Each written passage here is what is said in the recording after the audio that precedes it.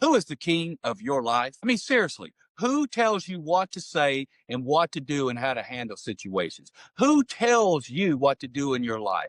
A lot of times kids, they can't wait to get out of their parents' house so that they can do what they want to do. They're going to make their own decisions, aren't they? Many people will try to do that with God. They'll try to do that with God's word. People don't like being told what to do. When they're told to do something, sometimes we'll hear that phrase, hey, who died and made you boss? Who made you king? Welcome back to His Journey, where we're going to walk together through God's word and discover this life is His journey. It's not ours. It's not our decisions to make in this world. So who is the king of your life? In 1 Samuel chapter 8, the Israelites, they demanded a king. And here's the lesson. When you and I place anyone or anything as king over our lives instead of God, we will have problems. That will happen in this world. It will happen as a nation, a state, a city, a family, and even an individual. Please don't just listen to this episode. Please read the chapter. Examine the thoughts that the people were having in 1 Samuel chapter 8 and apply it to your life.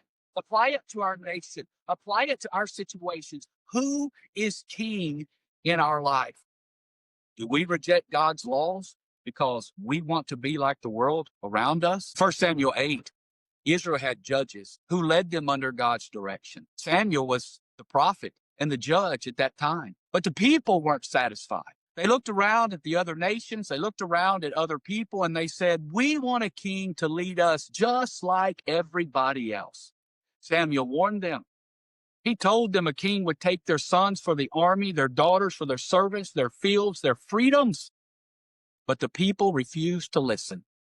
In verse 9 of 1 Samuel 8, no, we want a king over us. Then we will be like all the other nations with a king to lead us and go out before us and fight our battles. The tragic part of this chapter is Israel already had a king. It was God, but they rejected God for a human ruler. That brings us back to our question at the very beginning. Who is the king of your life? Who is the king of our nation? It might sound obvious. As believers, we want to say, of course, God is king. But if we're honest, there are times when someone or something else sits on that throne.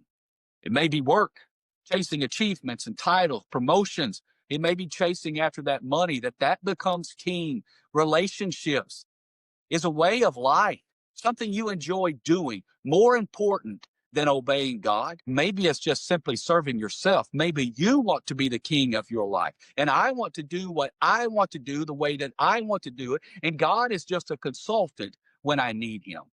When we crown anything else other than God as king, we're setting ourselves up for disappointments and struggles, just like Israel did. In 1 Samuel 8, verse 18, Samuel warns, when that day comes, you will cry out for relief from the king you have chosen. But the Lord will not answer you in that day.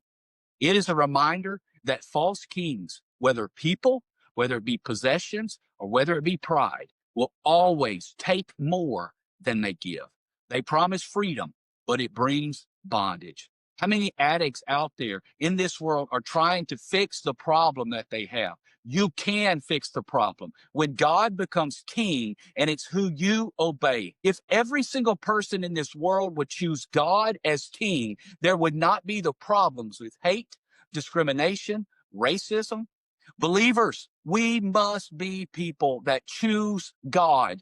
We have the way. We have the truth. We have the life that's in Jesus Christ.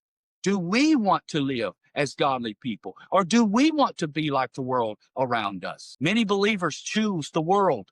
It promises happiness, but it leaves us empty. Israel thought a human king would solve their problems.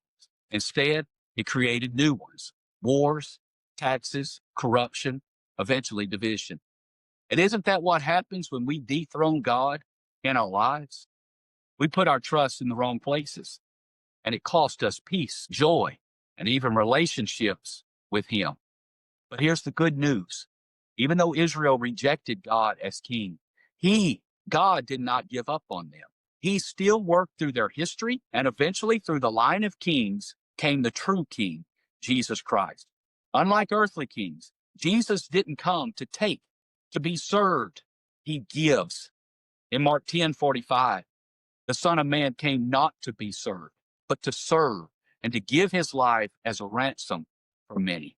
So the invitation for you and me today is simply make God your king. Let Jesus be the king of your life.